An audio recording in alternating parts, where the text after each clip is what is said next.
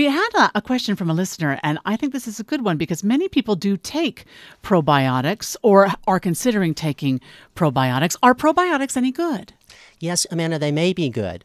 You see, probiotics are essentially good bacteria. We have billions of bacteria in our gut, many of which are bad, some are good, and adding or taking probiotics essentially gives us an additional layer to counterbalance the bad bacteria in our intestines. So where do we find these probiotics? Are they in certain foods? What do we do here? Yes, Brian, they're in many foods, including yogurt, sauerkraut, soft cheeses, pickles, and buttermilk.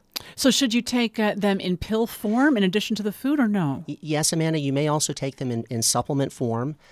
It's important if you're doing it through yogurt to make sure that the label reads live or active cultures. Okay, all right. Because I wonder, when you take antibiotics, like say you're sick and you're taking antibiotics, is it particularly important to be taking the probiotics during that time? I think so, because the antibiotics may actually get rid of some of those good bacteria, and you can replenish them through ingesting probiotics. So you have the pros and the antis kind of fighting each other down in your digestive system. Yeah. That's that could right. be always kinds of fun. Hey, let's talk about the welderly now. This is, I guess, when you combine the words well with elderly. And these are, Americans who live into their mid-80s and beyond without any of those chronic medical conditions. Is this genetics, or what causes some people to be able to have this kind of luxury lifestyle in their 80s? Brian, it may very well be partially genetic. It's, of course, how they live, their lifestyle, but we're increasingly finding that they may possess certain genetic variants that may be protective against chronic disease, such as coronary arterial disease, Alzheimer's disease, and cognitive decline.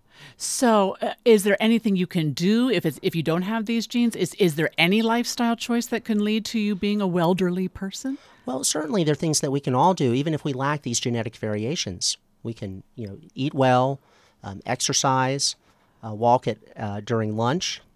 But at the end of the day, it's literally just some people who are just genetic. lucky. They're lucky with good genes. That's right. They were born with a good genetic makeup. Because I have known people who have just done things that are terrible for their bodies, and they still live. Yeah, they lived to 105 and years I think, old. what the heck? It's genetics. It's genetics. Okay. Speaking of walking, Wednesday is National Walk at Lunch Day.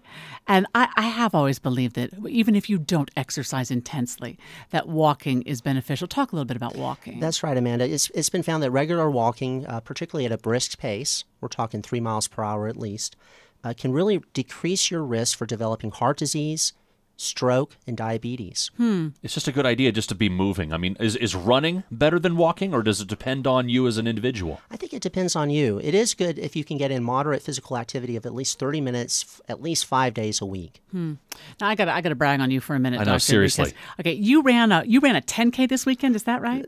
This Saturday morning, that's right. You run. How often do you run? Do you mind if I ask? I try to get in 3 to 4 to even 5 times a week.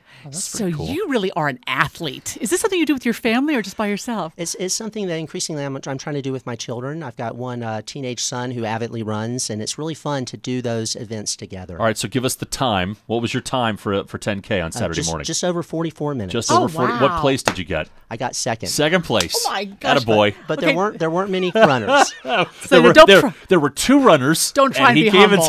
Don't try and be humble. Now,